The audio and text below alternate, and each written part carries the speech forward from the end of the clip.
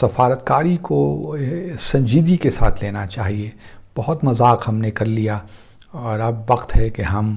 ہر قدم پھونک پھونک کے لیں تاکہ وہ غلطیاں نہ دہرائیں جو ہم ماضی میں بھی کرتے رہے ہیں. اور خدارا اس سے بھی ذرا ہٹ جائیے. جے ہند دوستو، پاکستان بریکنگ نیوز چینل میں آپ سبھی کا ہاردک سواگت. پاکستان کو لگنے جا رہا ہے ایک بہت بڑا جھٹکا، جہاں پر پاکستان نے یہ سوچا ہی نہیں تھا کہ ان کے ساتھ ایسا ہوگا. بھارت کے foreign minister S Jaishankar سعودی عربیہ کے دورے پہ ہے. وہیں پر وہ بہت سارے ٹریٹیز اور بہت سارے ڈیلز ان کے ساتھ سائن کر رہے، پر ایک سیکریٹ میٹنگ ہوئی کہ اس میں بھارت کو OIC کا ممبر بنانے کی پیشکش کی گئی، جہاں پر سعودی عربیہ اور باقی کھاڑی دیشوں نے یہ ڈسکشن کیا کہ بھارت کو OIC کا ممبر بننا چاہیے. اور یہ کھاڑی دیش پورے زور شور سے لگے ہوئے ہیں کہ کیسے بھارت OIC کا ممبر بن جائے، جہاں پر بھارت سیکنڈ لارجسٹ مسلم پاپولیٹڈ کنٹری ہے اور اس کا حق OIC میں پوری طرح بنتا ہے جتنا باقی دیشوں کا بنتا ہے جس میں مسلمز لوگ رہ رہے ہیں. اگر بھارت OIC کا ممبر بن گیا تو وہی ٹائم سے پاکستان کی مصیبتیں شروع ہو جائیں گی، کیونکہ پاکستان کو OIC کا ہی مدد ملتی ہے. کشمیر کے اوپر وہ پوری طرح بند ہو جائے گی، کیونکہ بھارت وہاں بیٹھ کر ہی ویرودھ کر لے گا اور OIC کے پاس کوئی چوائس نہیں رہے گا کہ اسے ایسے ہی چھوڑ کر اس کا ویرودھ نہ کرے. تو کیا بھارت پاکستان کو ان عرب کنٹریز میں ریپلیس کرنے جا رہا ہے؟ جیسے رتبہ پاکستان کا تھا پہلے ان عرب کنٹریز میں، ویسے ہی رتبہ اب بھارت کا دکھ رہا ہے ان عرب کنٹریز میں. ایسی ویڈیو کو انتم تک دیکھتے رہیے، لائک کیجئے، شیئر کیجئے اور سبسکرائب کیجئے ہمارے چینل کو، اور بیل آئیکن دبانا بالکل بھی نہ بھولے. اور آپ کی جو بھی رائے ہو اسے کمنٹ باکس میں ضرور دے. دھنیہ واد. اب OIC کا نیکسٹ چیلنج اگر کوئی ہوگا پاکستان کو، وہ یہ ہوگا کہ وہاں پہ انڈیا کو جو ہے وہ ممبرشپ دی جائے یا نہ. یہ میں آپ کو صاف صاف بتا دوں کہ فیوچر میں اگر OIC کو لے کے تو کوئی ایسا تقاضا کھڑا ہوگا تو اس بات پہ ہوگا، اور جس میں سمجھتا ہوں کہ یہ چانسز بڑے حد تک جو ہے اب انڈیا کے حق میں ہموار ہوتے جا رہے ہیں. دیکھیں جی، اس وقت انڈیا کے پاس سیکنڈ لارجسٹ پاپولیشن ہے مسلمانوں کی، اور ظاہر ہے اگر یہی حال رہا تو آئندہ 10-20 سالوں میں فرسٹ لارجسٹ ہو جائے گی وداؤٹ اینی ڈاؤٹس. تو آپ دنیا کی سب سے بڑی پاپولیشن کو آپ کو ماننا پڑے گا. اب یہ انڈیا کے اندر بھی یہ سوچ ڈیولپ ہونا بہت ضروری ہے کہ انڈیا کے جو مسلمان ہیں وہ عوام ہیں. اب ان کا کوئی مذہب ہو لیکن عوام کی کیٹیگری سے باہر تو آپ ان کو نہیں رکھ سکتے نا. تو اتنے بڑے عوام کی اگر کوئی ریلیجیس ایتھنک کوئی سوشل ایفیلیشنز ہیں تو اس کو بھی کوئی جو ہے وہ اس طریقے سے اگنور نہیں کر سکتا، خواہ وہ سعودی عرب ہو یا کوئی اور ملک ہو. اور محض اس بنیاد پہ کہ پاکستان میں کچھ لوگ اسلام کے نام پہ اقتدار سے چمٹے ہوتے ہیں، اس لیے ان کے کہنے پہ وہ انڈیا کی اتنی بڑی مسلم پاپولیشن کو یا عوام کو دھتکار دے کہ نہیں جی آپ سے ہمارا کوئی تعلق نہیں. یہ تو ہو نہیں رہا، ہو نہیں سکتا. اور یہ جو ہوا ہے غلط ہوا ہے، یہ میں آپ کو ہسٹری میں بتاتا ہوں. یہ اس لیے بھی غلط ہوا ہے کہ آپ اگر گیانا کی ایک جو ہے وہ جیسی کنٹری کو یا کسی کیریبین کنٹری کو جہاں پہ مسلم حکومت نہیں بھی ہے، محض اس بنیاد پہ کہ وہاں پہ 30-35% مسلمان ہیں، ان کو آپ OIC کی ممبرشپ دے دیتے ہیں لیکن انڈیا کو نہیں دیتے جس کے پاس سیکنڈ لارجسٹ پاپولیشن ہے، تو آپ بھی غلط کر رہے ہیں. اور ظاہر ہے کہ یہ دنیا اتنی سیاہ و سفید نہیں ہے، یہ بھی مجھے کوئی مغالطہ نہیں، لیکن جہاں آپ اتنی بے اصولی کی پالیٹکس کرنا شروع ہو جائیں اور چھلانگیں لگانا شروع ہو جائیں، وہاں بلاخر آپ کے راستے جو ہیں وہ بند ہوتے ہیں. رہا سوال کشمیر کا، تو اس میں آپ کو ایک بات کلیئر کر دوں جو میرا خیال،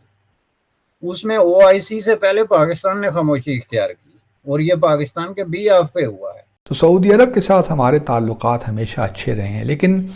کیا کیا جائے دوستو کہ ہم لوگ جو ہیں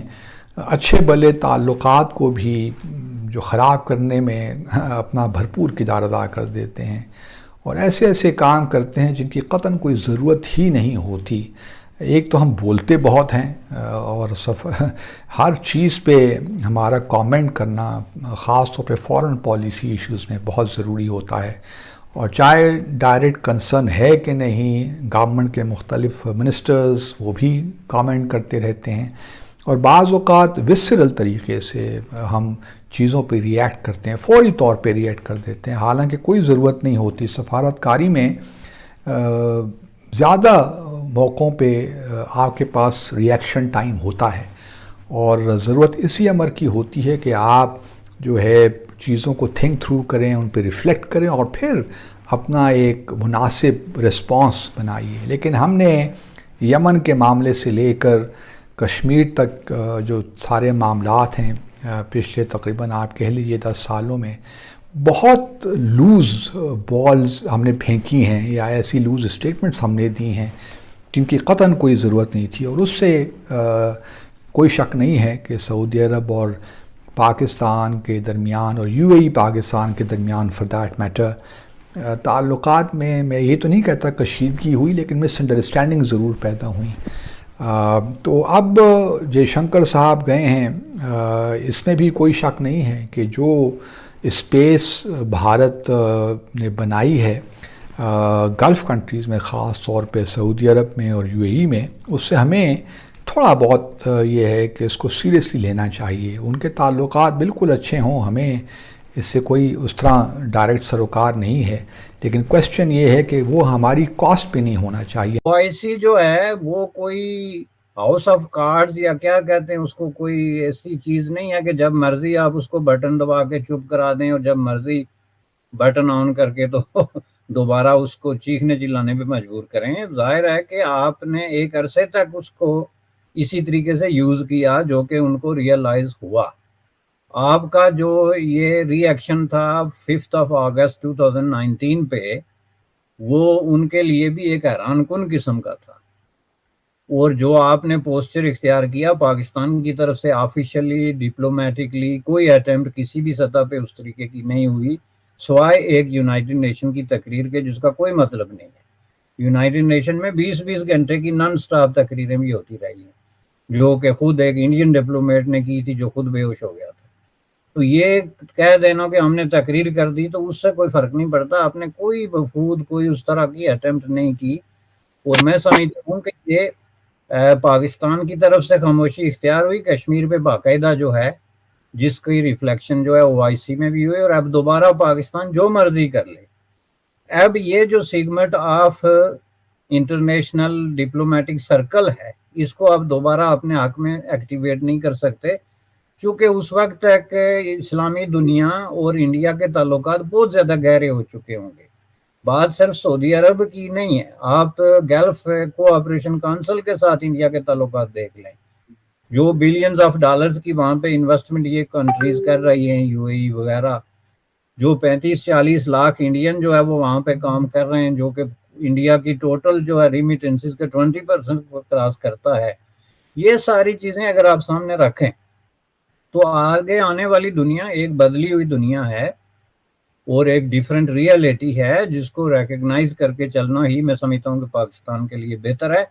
اور وہ یہ ہے کہ وہ اس طرح کے جو نیچرل فلو آف تھنگز ہیں، ان کے آگے مصنوعی بند باندھنے کے بجائے ان کے ساتھ چلنے کا کوئی راستہ ڈھونڈے، تو وہ پاکستان کی صحت کے لیے بڑا سود مند ثابت ہو۔